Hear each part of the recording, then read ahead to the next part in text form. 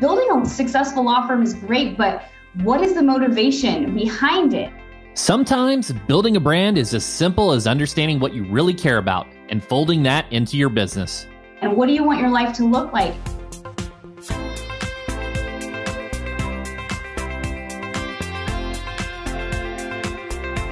You're listening to Personal Injury Mastermind, where we give you the tools you need to take your personal injury practice to the next level.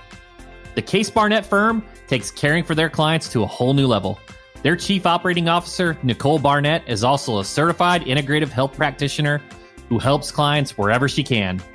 She is also the driving force behind the 8-figure growth she has enjoyed with her husband and co-founder, Case. We get into letting go of fear and hiring for growth, how they finance cases in the early days, having complete faith in yourself, her recently launched done-for-you content membership, Law Profit, and how business models should influence your firm's strategy. I'm your host, Chris Dreyer, founder and CEO of Rankings.io. We help elite personal injury attorneys dominate first-page rankings with search engine optimization. Being at the forefront of marketing is all about understanding people. So let's get to know our guest. Here's Nicole Barnett, co-founder and COO of Case Barnett Law. I always say pursue that which is you. And I live that mantra. And I think that it's probably the number one reason for my success. I was an art major, studied graphic design, visual communications, photography, fine art major, got out of college, lived abroad. I lived in Europe, Japan, and then I graduated and essentially ended up right back in grad school to get my teaching credential. And everyone's like, why didn't you just study that instead of doing art and then going back to school? And I was like, I wanted to do art. So went to grad school, worked at a finance firm to pay for grad school, and then started teaching 4th grade. And I met my husband. We were set up on a blind date when I was teaching, and he was a lawyer. So coming from an art background, I was like, I don't think I could date a lawyer. Like, we're so different. And he is the reason I ended up in legal. We started collaborating, not on, even business building, but I was using art in trial with him. And we had so much fun. It snowballed from there. He's a trial guy. Like, he doesn't do the business stuff. He doesn't care about marketing. So I just kind of got my hands in and I ended up building our firm that way. You guys, you've built an 8-figure firm from the ground up, and you are the ops person. So typically when we do like these personality assessments, DISC and predictive index and things like that, the creatives don't lend themselves, don't do the ops and the processes. But, I've heard that you love the processes. Have you ever done the DISC personality assessments? Have you done those? I think my main thing is I'm a visionary, but I think that's why it's so important that I pursued all of those interests of mine, because my skill set, when I was teaching, that was the birthplace of systems and procedures for me. It was like, I am overseeing a machine, right? I've got 35 kids. I have all of the parents. I have all of the topics, the subjects we're covering. And I would spend the first 3 weeks of every school year training my team, my students, training them on my procedures and then implementing them. And it's like that experience showed me my love for systems. And even when I was in graduate school working at that finance firm, I was hired as a secretary right out of college. And my boss was making so much money and he had no idea of his pipeline. He wasn't tracking anything. And so I just kind of created a role for myself. I think it naturally came to me. When people talk about that 1%, those crazy people who are like so aggressively pursuing things, that's me. Like, I am just constantly needing to build and create. And I love learning and I love different things. That's incredible. And what we refer to that in the hiring space is the unicorn that we're all looking to hire, those that can do everything. I kind of want to break this down. And many of the personal injury attorneys listening, they're trying to grow their firm. They're trying to hit this big milestone, this 8-figure milestone, So are there some key moments that you can think of that really helped you to get to that level? I think the reason we're so successful is my skill set, right? That very specific skill set that I have. And then my husband's skill set. He was a public defender. I mean, he got thrown in. I think he was working at the PD's office for 5 days and he did his first trial. He put in the time to learn how to litigate a case, how to go to trial. He now has 18 years of trial experience. When we started our firm, we were very much kind of allowing things to happen organically. We saw it as a long-term plan. Of course, you want success, but I think so many people want to kind of skip the things that need to happen. And it takes time. And those skill sets, I mean, learning trial as a PD was huge, but also building a network of professionals and other attorneys. That is the most valuable thing, I think, for my husband that came out of that experience. And it's kind of a combination of things that lead to your success. But I think having a solid skill set and then also finding a partner, like, my husband just wants to do trials. If you know you aren't going to do marketing or you're not going to manage your team, you have to then hire out those people. And I think that was a huge milestone for us. It's scary when you're 100% contingency fee to spend money. Like the first few years, you aren't making money. Cases take, 12, 18, 24 months to close out. And I remember getting to the moment of feeling like so scared to invest in people and overhead. And once you release that and start spending money, it takes money to make money. You have to trust that you're investing. They're not just expenses. You're investing, paying for good people to be on your team, paying experts to do their thing. I think that's huge. And it seems obvious, but I think so many attorneys wear too many hats. And that's where I think knowing your numbers, having your pipeline, understanding how to project when things are going to close allows you to kind of make those choices in an informed manner where you could say, all right, look, it's always a risk in a PI firm. PI lawyers are they're risk takers, right? They are brave, and what they do is it requires some courageousness. So you have to also take that into all areas of the business. Nicole explains how they finance their cases early on. We went all in. We sold our house. We took all of the money from that, rented a house, invested in the law firm. And that was combined with case. My husband did a civil trial. So he was still doing criminal. Because of his trial experience, an insurance defense firm had these 2 cases on the side. They brought it to my husband and they're like, you're a trial guy. Will you do this? And so he would fall asleep with these like brain injury textbooks on his face. And he took both of those cases to trial, his first 2 civil trials. One, we got a verdict of 4.3 and one was 3.8 million. And so we didn't get to keep that whole fee because someone referred it to us. There were all these people involved that had messed the case up, but we got enough. When we sold our house, we took both of those settlement attorney's fees and we started the law firm. If you want to do it right, you do have to have money, right? You have to fund the cases while you're not making money. What a belief in yourself and yourselves. And it's the epitome of like burn the ships behind you or whatever that saying is, right? Of going and we all had in. a 1-year-old and I had just gotten pregnant with our second kid also. What an incredible, wow. Congrats. That's amazing. Yeah. Just such belief. Your firm is focused. This is a kind of a different phrase. And I kind of just wanted you to break it down. You call it holistic lawyering. So what is that? What role does that play in your firm? Yes. Going just back to who we are, using our unique life experiences and letting those things inform the way that we practice law. With holistic lawyering, we're low volume. My dream is to have 10 new cases a year. We take catastrophic injury cases. So we are dealing with people who their lives will never be the same, physically, emotionally, mentally. So I actually had some personal experiences. My son had some health issues. I got into holistic healing. And then I actually got COVID 2 weeks before the pandemic started. We thought I was going to die. I was bedridden for 5 months, sick for 18 months.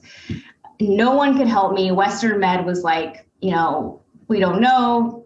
They thought I had like cancer or something. It couldn't be COVID. Well, it turns out there's this thing called long COVID that is a very real thing. So during that process, I enrolled in a program to become an integrative health practitioner, certified. I did it from bed. I was really sick and I healed myself. And as I was learning, I was thinking, this could help people with brain injuries. This could help people who are in wheelchairs. And so we've really tried to start incorporating that into how we lawyer.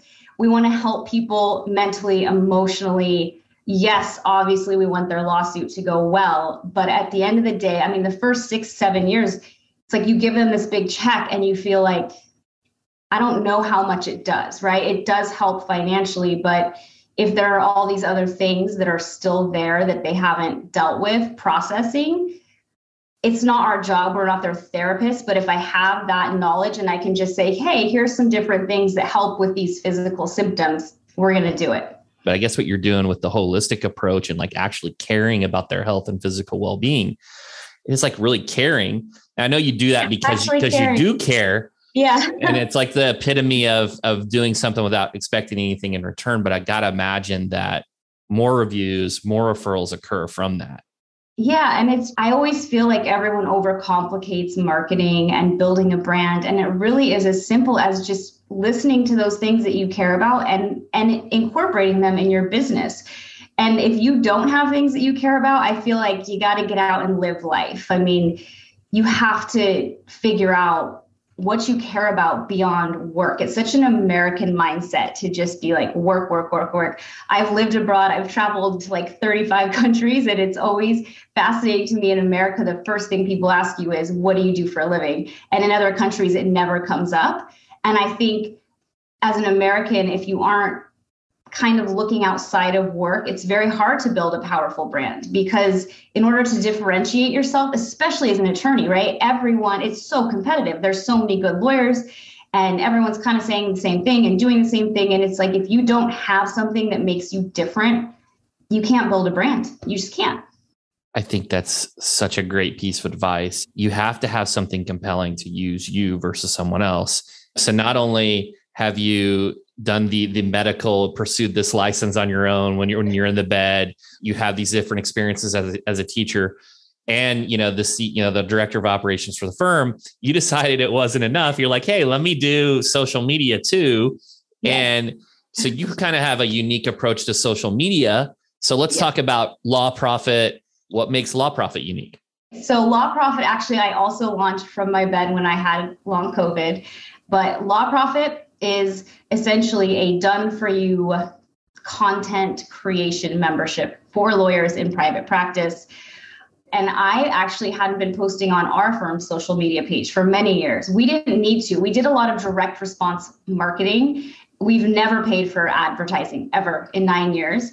And then when I was in bed and COVID and everyone was kind of on social media, and I started kind of looking around at what everyone was doing, I was like, I'm going to start posting. And I started posting, and like we started getting more referrals instantly from people who already have known us. And you would assume they know you and remember you, but they don't. And so I was like, okay, this is easy. All we have to do, it's like social media is our Rolodex, right? It has all of our, friends, family, other attorneys, people. It's like essentially calling them every day and being like, hey, remember what I do? Send me that kind of case. I mean, it's that simple. So I started doing it, and then I was sick. So I tried to hire people to help me. And I would hire a social media management company or like a marketing company. And it was horrendous, because if you don't understand the legal space, if you haven't built a law firm, ran a law firm, sat through trials, sat in depositions, sat in intake meetings with clients who have been injured, it's very hard to create content for a lawyer. So I was like, okay, I'm just going to do this myself. Started doing it. Attorneys started calling us, who's doing your social media? Nicole is. Oh, Nicole, can you help me? No, I can't help you. I have no time. So I kind of just said, well, I will. I remember this one attorney was like, I need a Nicole Barnett. Like he told my husband, you're so lucky. I need a Nicole. And I was like, well, I'll just make myself available to you in a membership form where I'm essentially delivering this content to you monthly. I think the most valuable part of my membership is that I've created a training portal for an attorney's assistants. Everything I do is a system, so it should take 1 or 2 hours a week. And the exact point is that maybe someone knows marketing, but they don't know the legal space. Or maybe they know the legal space, but they don't know marketing. Or maybe they don't know either one of those things. So It's giving them the actual content, the product, the graphic design, the pre-written captions, all of that. But then there's a training module where I'm literally teaching someone exactly how to do it. So it's teaching them marketing, which obviously, if you're a lawyer and you have someone doing this, that goes far beyond social media because they're applying these things on your website. They're applying them in your email campaigns. It really is something that could become a full-time position once that person's trained as you're making more money. So I just kind of created it out of necessity, but also out of my passions, and it solves a problem in the legal space. I mean, I tried so hard to get people to help me, not because I can't do it myself. I just didn't have time and I was sick. But it's crazy how hard it is for lawyers, which is why you see them trying to do it themselves and it just doesn't work. And they shouldn't be spending their time doing it either. Right. And there's a couple things that you said that I think really need to highlight here. Is the first, the difference between like lead generation and direct response versus demand generation and creating demand. That's the key thing for social that I see is like, it's an awareness, right? You have these connections, you had these members, and you're bringing awareness back to yourself. And I think that's the challenge is it's so hard to, when you're looking at like attribution, it's really murky on the social side. And that's why if you're just looking like, oh, on my Google Analytics, I didn't get a goal conversion from Instagram, that's flawed, right? That is very flawed. Yes. There are attorneys that are spending millions of dollars a year on social media, and that's fine. But it's like, I think it goes back to knowing yourself and it's what kind of firm you want to create. And do you want to be an influencer who kind of does the high volume and then refers that out for a fee? Our model is literally the polar opposite of that. It's like, we want more high quality, less volume. If you're now in a wheelchair because you were in an accident and you have been paralyzed, you're probably going to go to people you already know and be like, do you know any attorneys? It's a very serious situation and you need to have a personal connection to someone you're being referred to. It's such a huge life decision. And so I think all of our really good cases are always referred to us either by past clients, current clients, other attorneys. That's how it works for us. And so I think there's a lot of noise in the legal space of what lawyers should be doing. And it drives me crazy because I feel like lawyers already have way too much on their plates, and to be telling them to do these things that are impossible, it makes me mad because it's not real and it's not true and it's not going to work. You know, it's funny. I just had this I say friendly conversation with my director of marketing because, you know, I get bombarded by the Grant Cardones, the Gary Vaynerchuks. That's like telling you to post 30 times a day.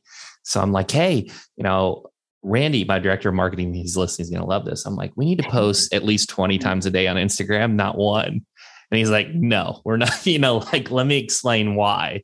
And I think it's so easy to be distracted by like Gary V, and that's his thing. That's how he stood up and was different. And the legal vertical is so different than general interest and motivation and things like that. You can't compare that to other brands that are not lawyers. And even within the PI niche, you also have a lot of different ways to run a firm and a lot of different business models. And I actually created a product. It's called like Build Your Legal Brand. And it's a bundle, but I have this 100-page workbook for lawyers to go through. And it's like these exercises that are going to make you think and really think about, what do you want to be doing with your life? I mean, building a successful law firm is great, but what is the motivation behind it and why? And what do you want your life to look like? And it's fine. And you know what? Some of these legal influencers, they're really funny. And some of them, I think, really enjoy creating content. And that's wonderful for them. But if you're like one of these more old school attorneys, like my husband, he's a trial guy, and like, there's no way, first of all, he doesn't want to do it. And it's not his personality. When I see lawyers trying to be someone they're not because someone told them to, it's so cringy. And if our clients saw my husband doing that, our demographic, they're generally more sophisticated. They generally lean a little older. They would be mortified. I mean, it's like, that's not what they want to see my husband doing. there's different approaches like account-based marketing and like peers and things like that in terms of like the, upstream and the litigating the big cases versus the downstream, like super volume, like, I got a little fender bender. I'm going to. Totally. And I think some lawyers also, I've heard some lawyers say on podcasts, like, I'm getting all of my cases through social media and it's free. And it's like, well, first of all, your time is not free. I know you're spending hours, but also again, there's no right or wrong answer. The attorney who was saying that, his business model is attorney referrals, not client referrals. He is a very B2B guy, and he's funny and he's charismatic and he's great. Now, that's a rare person to find, right? So for him, that works. He's also doing speaking engagements all the time. With Instagram, it's like, is it coming from social media or was it that in-person event? That's why I view social media as that Rolodex that kind of holds all of your contacts. And then it's your job to just show up consistently, reminding those people the types of cases to send you. Now, if you're entertaining other attorneys, absolutely, content creation, funny things, just pure entertainment is wonderful for us. Again, like, we actually have clients on our page who, by the way, texted my husband a few days ago after we posted a reel, but it was a reel about him talking about changing law. And she texted my husband and said, I'm so proud to have you as my lawyer. It's like, someone like that, that's the kind of stuff they want to see, right? And so you just have to do that work. Again, just going back to who you are, what you care about, and the business you want to build. And like, some of these pre-lit volume firms are crushing it. They have a whole different business model. And it's something that's not talked about, because we talk about these extremes of like, oh, this is working for me, or oh, this is working for my firm, but we don't talk about the type of law firm. What's just some general advice on, those that don't have a lot of time that can at least do something to kind of start their Instagram presence, so to speak? I think they have to get someone to help them. And it doesn't need to be a hire. Like, they don't need to hire a full-time person.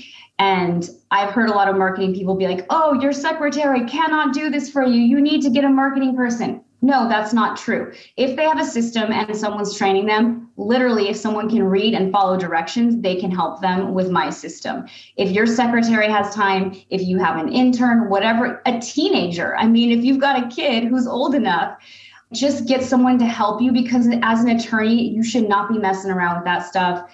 But essentially, in the marketing assistant module, I created a way for that assistant to interact with the attorney, where the attorney can literally spend 15 minutes or less. So let's say you have 20 feed posts that I've given to you for the month. That's like one component of the membership. I'm training that person. Well, on 18 of these, you don't need to bother the lawyer. This is how you do it. This is where you grab the content from. This is how you post these 18 posts. These two, well, they need the attorney's input, because you do want their unique voice and they have their own expertise that needs to be explained. So I essentially took a PowerPoint, created a Loom video explaining that one template, dropped it in with a little prompt. So there's a PowerPoint with maybe 2 or 3 slides. Assistant emails that to the attorney. Attorney watches my video, takes 2 minutes to type something out or even record themselves and give it back to their assistant. And it's just using these types of systems to get it done. Get it done. I have our social media for our law firm planned out through January 1st right now. I do it twice a year because we travel. We spend 6 months of the year. We're building a house in Europe right now, and we're getting our citizenship, and we're all over the place. And it's like, I'm not this person who's like, yay, social media is my favorite thing. Like, I actually maybe don't like it that much, which is why I created this thing, so that it's necessary. You have to do it, but you can do it in a way. My husband doesn't even know how to like log into his Instagram account. He's hopeless. So I know that it can be done, and it doesn't need to be this looming huge thing. It's not effective. It's not necessary for lawyers. It's just not. Yeah. And this is going to be fun because we're going to have Case on and we're going to talk about trials. We're going to talk about this dynamic. And I'm also glad that you explained that process, because when I hear, courses or training, I'm thinking, oh man, this is going to take me a year to get through. Right. And you're like, hey, and there's an art form to make it into a simplified process, and a Loom video. Yes. That sounds way more compelling to me than having to take this course. It's going to take like a year of my life to get through. So in the membership, you get feed posts, which are the things on the grid, this kind of static posts, stories, templates, reels prompts, a practice area article. So I have 5 different practice areas. Of course, one of them is personal injury, and it's a lead magnet. So I also provide a lead magnet every month, pre-written caption starters, hashtags. I mean, literally everything's done. And the assistant essentially needs to just go to the lawyer's website, go to, if they have YouTube videos, I teach them how to pull the content. But so when I say training, I think like 100 tasks that this person can do for a lawyer. And then I took each task and I said, this is how you do it. So it's not training of like, that's why I made the company, because I belong to mastermind groups for attorney marketing, and it's a lot of talking. And I'm like, no one's helping anyone execute it. Lawyers are getting all these things, all of these ideas, but you have to sit down and do it. There's built-in marketing strategy. They will learn marketing by listening to me speak about why things are important. But my thing is like, get it done. Just get it done.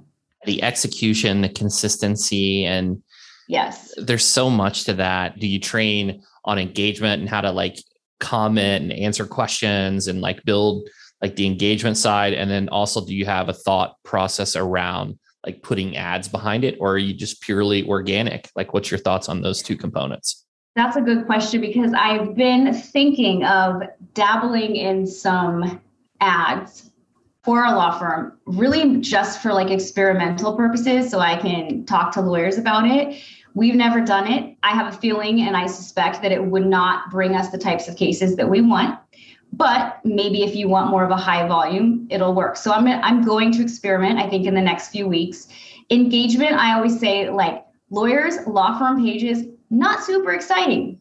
Just not. I mean, nobody cares. Maybe other lawyers care, but it's not like, oh yeah, this is really like, I want to comment and like it and share it. And that's fine. And I think that's where lawyers need to adjust the expectation of like, how many likes and how many followers. Who cares? Who cares if you're getting referred cases? And this is a long-term play. I have a perfect example. We were on a camping trip and we get a phone call from this old school criminal defense attorney. Like, he's been practicing for decades, and he had a case to refer us. And he's like, I'd ask you how you're doing, but I know you're crushing it because I see you all over social media. I didn't know he followed our page. He's never commented. He's never liked. I didn't even know he was on social media, and he remembered us because of social media. And that's where you say it's very hard to kind of pull back to knowing something comes from Instagram, which is why it's a long-term, right? People don't always need a lawyer. And the type of content, I think, responding to comments and DMs, look, unless you're viral and you have millions of followers, you're not going to be getting a ton of engagement, and that's okay. But this person who's doing your posting for you, they'll have access to your account, and all they have to do is write thanks or, send a link. It's very easy. No one's going to be getting thousands of people unless you're going the influencer route, and then you need to hire someone full time to be doing those things. I'm on social quite a bit in my spare time, and I don't comment a lot. I don't hit the like either, but I'm there, right? And it's like that's 99% of people, and that's so important, right? I never comment, I never like stuff, and it's not nice, right? Like, I should be, these people, when I appreciate their content, I should be letting them know, like, this is great. But I think most of us don't. We're busy, we're scrolling. I mean, and that's the other reason why my membership was created. It's like this kind of quick content has a short shelf life, right? When you see people spending thousands of dollars on video and all these things, it's like people are giving you a half a second of their time. You need to just consistently be producing in a way that's sustainable and scalable, and that you can maintain over the course of time. Because if you just go all in on all this expensive video and all this time, you're not going to do it. People give you this much, but it's enough. It's like I said, it's like you're calling them every day being like, hey, remember me? Remember me? Remember me? I'm still here. Oh, and then maybe after 2 years, they're like, oh, their neighbor gets in an accident. But I think for PI lawyers, it's also important for them to be specifically talking about their sub practice areas, right? We all assume, oh, my neighbor knows I'm a PI person. Well, what does that mean? Like, what specific types of personal premises liability, what does that mean? People don't know what that means. Give them examples. And so my membership kind of forces the content to hit on these things, right? You're going to inspire, you're going to educate, you're going to position yourself as the expert, social proof, and we cycle through those big content buckets to make sure you're constantly showing those things. But it's like just like that for a long time until someone needs you. And it's that simple. I love the radical candor. And I think that's so important to hit those other practice areas, because you're right. There's many sub areas that the layperson, the common individuals not in the legal vertical aren't going to be aware about. So Nicole, this has been awesome. What's next for Nicole Barnett, and where can people get in touch with you? Well, of course, you can find me on social media at Law Profit. I think that's the easiest way, but I have lawprofit.com also has some information on our products. And what's next, we're actually building out a portal for our own law firm with our processes. I call it the hit list. And we use it for our own firm. Everything is systematized. Everything has a process. And we have the idea to film it and essentially make it available for other PI lawyers. I'm always adding to the course, to the membership, always just building, growing, and kind of, again, trusting life and pursuing those things that have been placed inside of me by whatever being you want to call it.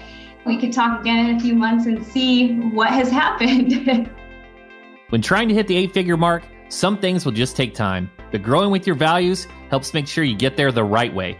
Even when it comes to social media, consider the kind of firm you want to become. The strategy should reflect those goals, no matter what your content should inspire, educate, position you as the expert, and provide social proof.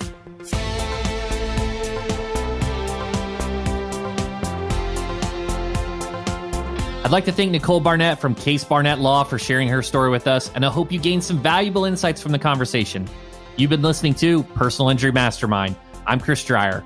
If you like this episode, leave us a review. We love to hear from our listeners. I'll catch you on next week's PIM with another incredible guest and all the strategies you need to master personal injury marketing.